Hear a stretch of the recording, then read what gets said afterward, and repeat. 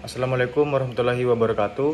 Perkenalkan, nama saya Rivaldo Nur Ramadan dengan NIM 2008 0310 2006 D3 Administrasi Keuangan dengan mata kuliah Praktek Perbankan dan Syariah.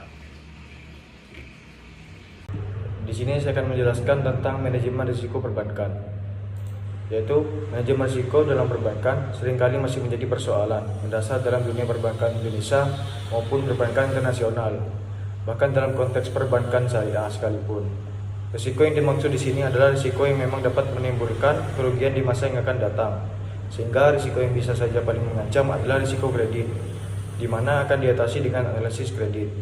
Sedangkan pada prakteknya sendiri, untuk menciptakan suatu pengawasan perbankan yang stabil juga diperlukan beberapa faktor pendukung, antara lain infrastruktur yang baik, contohnya adalah akuntan publik yang independen, peraturan perbankan yang memadai, penyelesaian permasalahan perbankan dengan baik, dan banyak hal lain yang mempengaruhi.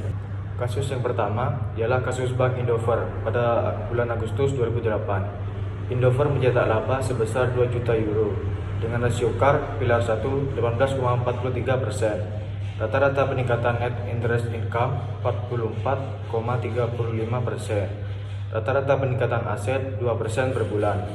Rata-rata peningkatan pinjaman perusahaan sebesar 1,9% per bulan.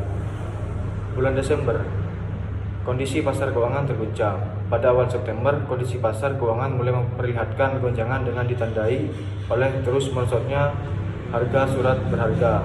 Kondisi ini menyebabkan bank peserta repo mulai mengurangi fasilitasnya dengan Indover karena kualitas surat berharga yang dijamin menurun. Kedua, money market di pasar Eropa semakin langka karena semua bank melakukan penahanan likuiditas untuk keperluan internal dan nasabahnya sendiri. Likuiditas Indover mulai memperlihatkan penurunan tapi masih ditanggulangi. Contoh kasus PT Bank Mandiri. Kasus yang menjadi salah satu topik menarik terkait dengan manajemen risiko adalah kasus penggelapan Bank Mandiri. Salah satu oknum pegawai kantor cabang pembantu Rawalumbu, Bekasi, PT Bank Mandiri Tbk, melakukan kerjasama ilegal dengan manajer keuangan PT Maxdi Sekawan Utama, Yekti Sartono, yang mencairkan cek ilegal di Bank Mandiri senilai 720 juta pada Mei 2010. Pengambilan cek ini menyalahi prosedur perbankan karena otoritas cek adalah dua orang, yakni Anang Saifuddin dan Muhammad Fauzan, serta stempel. Perusahaan harus diterapkan, namun cek tersebut hanya ditandatangani oleh satu orang, dan itu diduga dipalsukan, stempel palsu, dan berbeda dengan spesimen yang ada di bank. Klarifikasi kerugian finansial, yaitu yang pertama, kerugian langsung berupa merosotnya reputasi sehingga pendapatan perusahaan manapun. Yang kedua, kerugian pendapatan seperti penghentian operasional perusahaan yang disebabkan oleh suatu kegiatan di mana tidak ada di tempat tinggal ruang kerja tertentu. Yang ketiga, kerugian mengganti kewajiban hak orang lain, artinya membayar uang kepada korban penipu. Klarifikasi kerugian reputasi. Yang pertama, kerugian adanya publikasi negatif yang terkait dengan kegiatan usaha bank atau persepsi negatif terhadap bank. Yang kedua, kerugian berkurangnya tingkat kepercayaan para pemegang saham perusahaan. Yang ketiga, kerugian sulitnya untuk bersaing dengan kompetitor. Yang keempat, kerugian kredibilitas perusahaan menurun di masyarakat. Sumber penyebab risiko.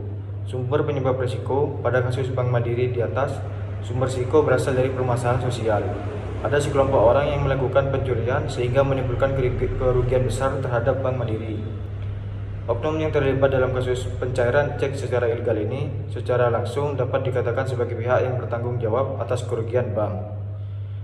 Risiko ini cenderung bisa lebih membahayakan daripada risiko fisik ataupun ekonomi, karena risiko ini datangnya dari hati nurani seorang atau sekelompok manusia, sehingga yang harus memperbaikinya adalah pihak tersebut. Tidak seperti risiko fisik, pemerintah dapat menanggulanginya dengan membuat gedung baru, misalnya, atau seperti risiko ekonomi dengan intervensi pemerintah, tingkat inflasi dapat diatur. Selanjutnya, jenis risiko. Jenis risiko Bank Mandiri dalam hal ini dapat digolongkan ke dalam kategori risiko non sistematis serta risiko spekulatif. Artinya Bank Mandiri masih dapat dicegah di kemudian hari untuk menghindari peristiwa yang sama. Misalnya seperti yang telah diterapkan Bank Mandiri selama ini, dengan membuat laporan profil risiko yang menggambarkan penilaian terhadap risiko komposit bank, atau menggambarkan penilaian terhadap risiko komposit yang dipandang dari sudut pandang bank dan unit bisnis terkait. Sementara dikatakan risiko spekulatif karena risiko ini sebenarnya dapat memberikan dua alternatif bagi pelaku pencairan cek ilegal. Apabila tidak diketahui, tindakan ini akan menguntungkan si pelaku, namun di sisi lain merugikan perbankan.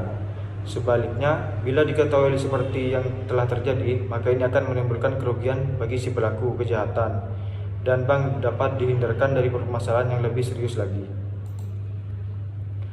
Kesimpulan cara pengendalian risiko, yaitu yang pertama, Bank Mandiri menderita kerugian finansial, reputasi, dan masalah kepatuhan akibat adanya pencairan cek ilegal. Hal ini mengindikasikan bahwa Bank Mandiri perlu lebih meningkatkan sistem manajemen risikonya. Kerugian-kerugian tersebut sangat berdampak pada keberlangsungan Bank Mandiri ke depannya, terutama nasabah dan kepercayaan masyarakat.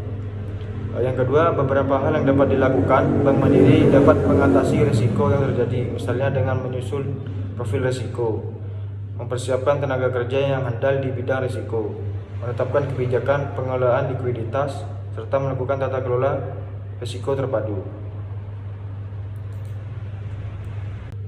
Selanjutnya, risiko kredit.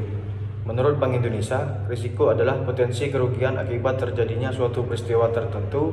Risiko dalam konteks perbankan merupakan suatu kejadian potensial bagi yang dapat diperkirakan maupun yang tidak dapat diperkirakan, yang berdampak negatif terhadap pendapatan dan permodalan pada bank. Risiko juga dapat dianggap sebagai kendala atau penghambat pencapaian suatu tujuan. Dengan kata lain, risiko adalah kemungkinan yang berpotensi memberikan dampak negatif pada sasaran yang ingin dicapai. Yang kedua, risiko pasar. Risiko pasar adalah kerugian pada posisi neraca dan rekening administratif, termasuk transaksi derivatif, akibat perubahan keseluruhan pada kondisi pasar. Risiko ini dapat bersumber dari trading book maupun banking book bank. Risiko pasar dalam bahasa Inggris market risk adalah suatu risiko yang timbul karena menurunnya nilai suatu investasi karena pergerakan pada faktor pasar. 4 faktor standar risiko pasar yaitu risiko modal, risiko suku bunga, risiko mata uang, dan risiko komoditas. Selanjutnya yang ketiga ada risiko likuiditas.